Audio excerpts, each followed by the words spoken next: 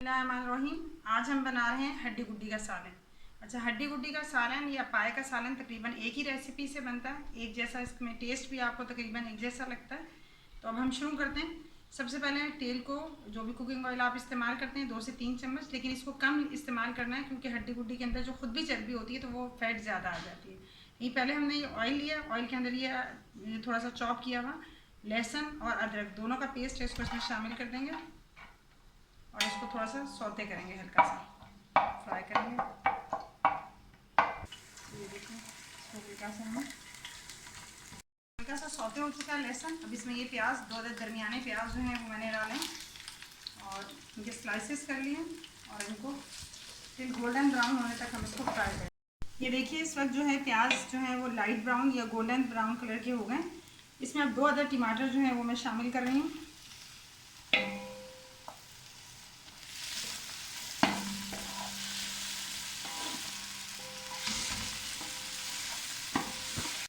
अच्छा, जब तक कि हमारे टमाटर उसमें हो रहे हैं, आपको मसाले बता दूं। ये 1.5 टेबल स्पून जो है, 1.5 टेबल स्पून लाल मिर्च है, 1 टीस्पून हल्दी है, 1.5 टेबल स्पून नमक है। ये पाया मसाला हमने इस्तेमाल किया 2 चम्मच या 2 टेबल स्पून भरकर। इसके अलावा मेरे पास गरम मसाला है। गरम मसाले में आपके पास कोई कैद नहीं है, आपके पास जितने भी गरम मसाले मौजूद हैं उनका पाउडर बना के रख लें, मिक्स गरम मसाले का, और जब भी आपको ज़रूरत हो तो वो इस्तेमाल कर लें। आप बादियान का फूल, उसमें जायफल, जावित्री, ज़ीरा, काली मिर्च, ये तमाम चीज़ें शामिल कर सकते हैं और इनमें से कोई कम भी हो तो इसमें कोई इशू नहीं है। तो जो भी मिक्स गरम मसाला है वो तकरीबन आपने 1 टीस्पून ले लेना है। अब इन तमाम मसालों को हम शामिल कर देते हैं। ये तमाम मसाले जो इसका मैंने अभी आपसे जिक्र किया, ये तमाम मसाले इसमें शामिल कर देंगे। अच्छा, आपने देखा कि इसमें कोई भी साबुत गरम मसाला मैंने इस्तेमाल नहीं किया। उसकी वजह ये होती है कि मुँह में आते हैं तो बहुत बुरे लगते हैं। ये देखिए, बहुत कम डाला है क्योंकि आपकी हेल्थ के लिए बहुत नुकसानदेह होता है। तो अब इसके लिए ये देखिए, इसको मुसलसल आपने चम्मच चलाते रहना है ताकि मसाला नीचे ना लगे। और बस चंद ही मिनट के बाद हम चूल्हा या अपना फ्लेम बंद कर देंगे और इस मसाले को थोड़ा सा पानी डालकर या दही डालकर ग्राइंड कर लेते हैं। अच्छा, ये देखिए, हमने इसमें 250 ग्राम या 1 पाव दही ले लिया है। उसके अंदर ये जो मसाला हमने बनाया था ये सब इसमें शामिल करके इसको ग्राइंड कर लेते हैं।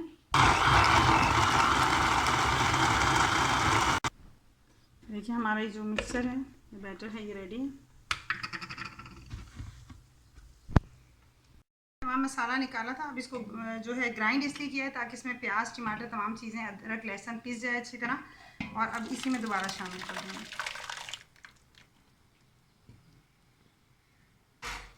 इसको एक दफ़ा फिर से भूनेंगे और टिल जब इसका मसाला बिल्कुल ऑयल जो है वो अलग हो जाएगा मसाले से, तो फिर हम इसमें हड्डी गुड्डी शामिल कर देंगे। देखिए कि ऑयल जो है ये मसाले से अलग हो गया और ये मसाला हमारा बिल्कुल रेडी है। अब हम इसके अंदर जो हमारी हड्डी गुड्डी है उसको इसके अंदर डाल देते हैं।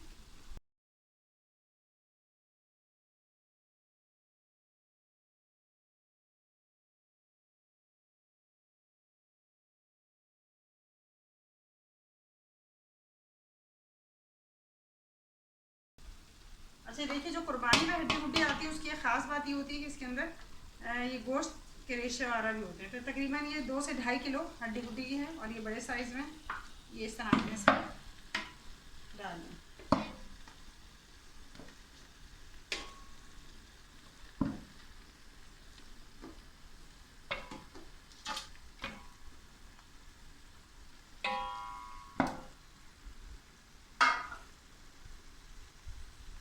अब इसे 2 से 3 मिनट के लिए भून लेंगे।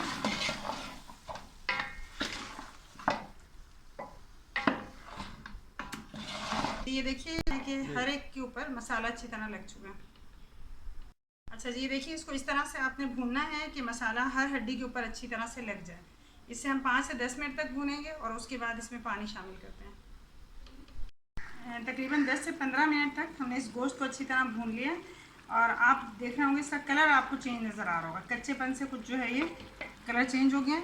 अब हम इसमें तकरीबन जितनी हमारे पास हड्डी गुड्डी की क्वांटिटी है इससे तकरीबन 3 गुना या 3 टाइम ज़्यादा मिनिमम कम से कम पानी डाल के इसको पकने के लिए हल्की आंच पे 7 से 8 या 10-12 घंटे के लिए रख देंगे। ये देखिए, मेरे पास ये जग है, इसमें 3 लीटर पानी है। इस तरह के मैं 3 जग इसमें तकरीबन डालना है। तीसरा जग भी मैंने इसमें पानी का डाल दिया। अच्छा, अब आँच आपने बहुत हल्की कर देनी है। अच्छा, आपको एक और बात इसमें ख़ास ये बताऊँ कि लोग अमूमन इसको ओवरनाइट बनाते हैं, तो ओवरनाइट जो है वो सिक्योर नहीं है, क्योंकि अगर आप सुई गैस पे बनाते हैं और खुदा ना खास्ता गैस जो है वो चली जाए तो ये लाइफ के लिए जो है वो डेंजरस हो सकता है। और अगर आप कोयलों पे या लकड़ी पे बनाते हैं तो भी उसको पूरी रात जागना एक मुश्किल काम है। तो आप ऐसा करें, सुबह अर्ली मॉर्निंग नाश्ते के बाद इसको चूल्हे पे रख दें और अपने बाकी काम करते रहें, गाय बगाहे इसको देखते रहिए।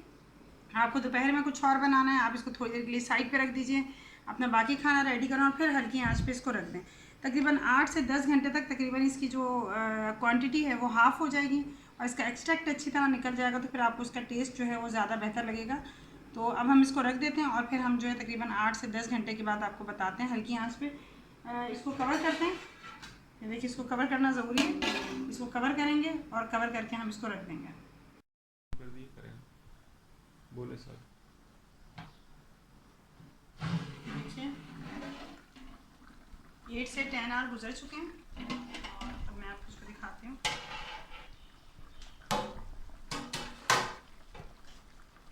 देखिए, पानी खासा खुश्क हो चुका है। अब हम इसे डिश आउट करते हैं और जो गोश्त और चर्बी इन बोन्स के साथ लगी थी वो भी इससे सेपरेट हो चुकी है। अब मैं इसे डिश आउट करती हूँ। ये देखिए, गल चुकी है अच्छी तरह और इसका गोश्त भी इससे सेपरेट हो चुका है।